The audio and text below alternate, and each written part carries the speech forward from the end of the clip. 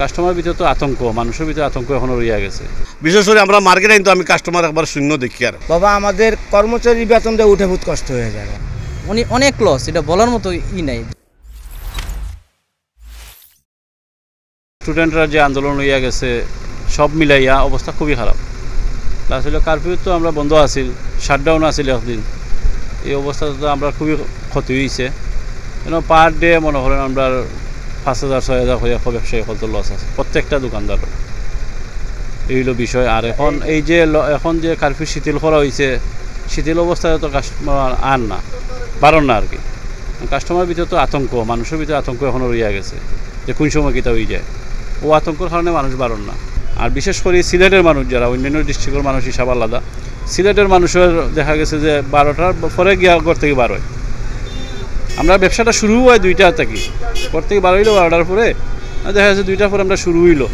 তো 2টার থেকে আমরা 6টা পর্যন্ত যে টাইমটা পাইলাম, এই টাইমে আপনি কয় টাকা বেছিলাম আমরা। এই কারণে কি আমরা বেচাকেনিটা আরও মান্দ হয়ে যায়। কাস্টমার নাই বাবা, তার কারণ মানুষ তো হয়রানি। এবং আশেপাশে যে কয়েকটা থানা আছে, এরা তো আর করতেছে না। কেন? তাকে মনের ভিতরে ভয়, আসতে কী হয় না এসে কভার করতে পারে না। কাস্টমার খুবই কম, এভাবে নীরবতা পালন আছে, এভাবে কোনো সমস্যা নেই চলাফেরায়। কিন্তু মানুষের লোকালয় কম। ব্যবসার কী অবস্থা? ব্যবসা সুবিধা না বাবা আমাদের কর্মচারী বেতন দিয়ে উঠে বহুত কষ্ট হয়ে যায়। দোকান ভাড়া তো আছেই, এখন মধ্যবিত্ত পরিবার চলতে হইবে, এইভাবে তো আর কিছু করার নাই, চলতে হবে। কিন্তু কাস্টমার খুব কম। এমনি শহর শান্ত আছে, কিন্তু কোনো কাস্টমার নাই। শহর শান্ত আছে কিন্তু কাস্টমার খুবই কম। তো কালকে খুলছিলাম, 2-3 হাজার টাকা বিক্রি করছি। এই তো আর করার কিছু নাই, চলতেই হবে। ব্যবসার পরিস্থিতি বর্তমানে বহুত খারাপ। আগে যেরকম বেচাকেনা ছিল, এখনও দেখা গেছে অনেক মানুষ ভয়ে বাসা থেকে বের হয় না, বুঝছেন। আর তো কত লস হয়েছে মালিকগুলি তো হিসাবের কোনো কিছু না। আর দোকান তো এতদিন বন্ধই ছিল, বুঝছেন। এই যে দেখেন সকাল থেকে বসে 3,000 টাকা বেচতে পারি এখানে, এরকম পরিস্থিতি। দোকানের খরচ, সেলসম্যান, কারেন্ট বিল, বহুত খরচ, অনেক লস, এটা বলার মতো নাই। যেহেতু আমি কিন্তু সেলসম্যান, তারপর আমি বলি যে আমার নিজের মানে একটা আমি বুঝি যে একটা মানুষের মালিকের বর্তমানে কতটুকু লস হইতেছে। মিনিমাম 6 দিন বন্ধ ছিল দোকান। আবার কাস্টমার তো এখনও ভয়ে, মানুষের ভিতরে এখনও আতঙ্ক আছে অনেক, মানুষ ভয়ে বের হয় না বাসা থেকে, বুঝছেন। এই পরিস্থিতি তো বর্তমানে আছি। আমরা খুব বিপর্যয় অবস্থার মধ্যে পড়িয়া আছে। কিছুদিন আগে গেল বন্যা, সিলেটবাসীর বন্যা লাগাতার 3বার আঘাত করছে। 3বারে আমাদের ব্যবসার খুব ক্ষয়ক্ষতি হয়েছে। আর এইবার এই কিছুদিন ধরে যে সরকারের লগে আন্দোলন করা ছাত্ররা এবং সরকারের আন্দোলন করা ছাত্রর লগে বর্তমানে নেটও নাই, ওয়াইফাইও চলেন না, কোনটাও চলেন না, ঠিকমতো আমরা ব্যবসা বাণিজ্য পরিচালনা করে যাইতাম পারলাম না। আর এই যে যতদিন বন্ধ রাখার পর আমরা গতকালকে জন্য দোকান খুলছি, কিন্তু খোলার পরে কাস্টমার তো ডরাইয়া আইরা না যে কারফিউ চলের। বিশেষ করে আমরা মার্কেটে কিন্তু আমি কাস্টমার একবার শূন্য দেখি। আর কোনো মার্কেটে ঘোরাফেরা করিয়া দেখছি কাস্টমার নাই হওয়ার একমাত্র কারণ হইল দেশের ব্যবস্থাপন্ন বালা নাই। মানে দেশের পরিস্থিতি খারাপ, সবই ডরাইয়া গর্তনে কেউ বাইর হইল না, বাইর হইলে বাবা কোনো বিপদ আইতে পারে। আমরা তো ছোটো ব্যবসায়ী, তারপরেও আমরা তো যেমন আমার 2টা দোকান আছে, 2টা দোকানে আমার পার ডে 5,000 টাকার মতো খরচ আছে, কর্মচারী খরচ।